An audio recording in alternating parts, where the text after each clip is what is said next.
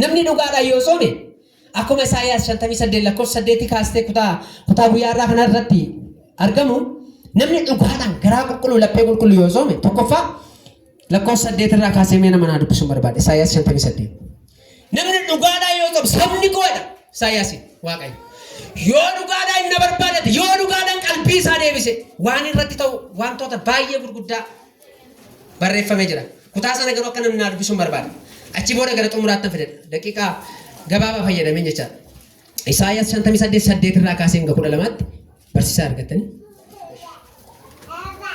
dhaggeeffadhaa. Ishi maqaa gooftaa Yesuusiin nan dubbisa akkas jedha. Yoo kana hundumaa gootaniif ifni keessan akka biiftuu ganamaa waliin ba'a. Mee akkas jedha ifni koo akka biiftuu ganamaa waliin ba'a. Yoo nama miidhuu dhiisan yoo garaa keessan deebistan yoo jallina yaaduu baattan yoo warra hidhamanii ta'an ifni keessan akka biiftuu ganamaa waliin ba'a. Waaqayyo ifa haaraa sirratti haa baasu. Itti dabalaa dubbisa. Madaan keessanis dafee deebi'ee hin fayya. Madaa keessantu fayya. Mee madaan koo hin fayyadaati. Hoomii dhugaan madaa fayyisa. Madaa hafuuraa fayyisa. Madaa jireenyaa fayyisa. Madaa diinagdee fayyisa. Har'a ganama lapheen kee deemuurraan kan kee diinagdee kee haa fayyu. Hafuurri kee haa fayyu. Mul'ati kee haa fayyu. Madaa keessantu fayya. Qajeelummaan keessan isin dura hin adeemu. Haleluyaa. Erga keessan ol fuudha haleluyaadha. Qajeelummaatu isin dura adeemu. Namni qajeelummaan dura adeemu jallinni itti bu'uu hin danda'u. Qajeelummaatu maal godha isin dura hin adeemu. Isinoo qajeelummaa laaltanii deemtochaa. Namni qajeelummaa laalee deemuun gufatu kana booddee gufuu sitti baay'ata yoo ta'e laphee sirrii qabaadhu yaada garaa sirrii qabaadhu qajeelummaan si dura hin adeema. Humna qajeelummaa keessan karaa qajeelummaa irra deemtee moo hin mo'an. Itti fufa. Ulfinni koos isin booddeedhaan isin hin eega. Haleluyaa. Ulfinni koo maal godha isin booddeedhaan isin eega. Isin golgaadha. Isin golgee jira isin eega. Mee nan eega maadame. Gaafa laphee sirrii gaafa soomii dhugaa qabatti hin eegamtu jechaa. Du'a jira balaa jira rakkina jira garuu ati eegamaa. Afurri isin eegu isin irra deebi. Itti fufa. Yommus isin ana hin waammattu anis isiniif nan deebisa. Yommus isin maal godhu? Ana waammatu dura maal ture? Hin waammatu garuu hin dhagaan. Hin iyyuu garuu hin kadhatu garuu hin dhagaan. Amma garuu soomii dhugaa isa fo'ate ergatti mee booda yeroo isin na waammattan ani maalan godha? Siniifan dhagaa. Bara baay'een booye bara baay'een kadhadhe kan jettu har'a booddee waan sirreessuu qabdu gaafatti sirreessitu afurri Waaqayyo garuu humna guddaa mana keetti seenu. Gargaarsaaf gara kootti ni iyyattu anis isin jalaa nan oowwaadha. Gargaarsaaf maal godhu? Gara kootti anoo siniifan dhagaa. Mee naa dhagaa madame. Soomii dhugaan Waaqayyoon dhaggeessifachuudha firoo tokko. Waaqayyoon nama dhagaa baqa gadi namatti jedha. Itti fufaa dubbisa. Isin nama cunqursuu yoo dhiiftan. Nama cunqursuu yoo dhiiftan. Quba namatti qabdanii jallina namarratti dubbachuus yoo dhiiftan. Quba namatti qabdanii jallina namatti dubbachuu yoo dhiiftan.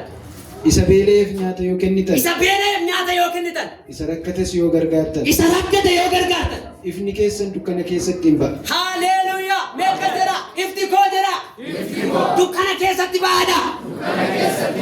Yoo kana gootan ifti keessan dukkana keessatti maal ta'a? Lafa ifti ga'e immoo dukkana taa'uu hin danda'u. Kana booddee naannoo keetti dhiibbaa uumuudhaan dibame. Itti fufa. Dukkanni keessanis akka guyyaa saafaa hin ta'a. Dukkanuma todha. Haleluyaa. Dukkanni keessan akka maal ta'a? Akka guyyaa saafaa hin ta'a. Yaada akkasii. Dukkanni akka guyyaa saafaa ta'u. Laphee sirriin waan namarraa ifuu hin dandeenye namaa ibsa. Itti fufa. Ani Waaqayyo yeroo hundaa isin nan gaggeessa. Ani Waaqayyo yeroo hundaa isin nan gaggeessa. Lafa gogaa keessatti iyyuu isin nan quubsa. Maaloo lafa gogaa keessatti quufa dhaame. Lafa gogaa keessatti quufa. Sagaleedhaaf lafa gogaa keessatti quufa dhaame. Hin jiru garuu waan nyaatamu jira. Garaa sirrii qaba. Hin mul'atu garuu waan mul'atutu jira. Hin argamu garuu lafa gogaa keessatti quufu jira. Kana booddee hongeen na rakkisa rakkina na rakkisa kan jettu nyaata Waaqayyo si kennu quufuun si yoo ta'u. Buddeenni bara baraan sin beeresine Yesuusin isa nyaadha. Itti fufa.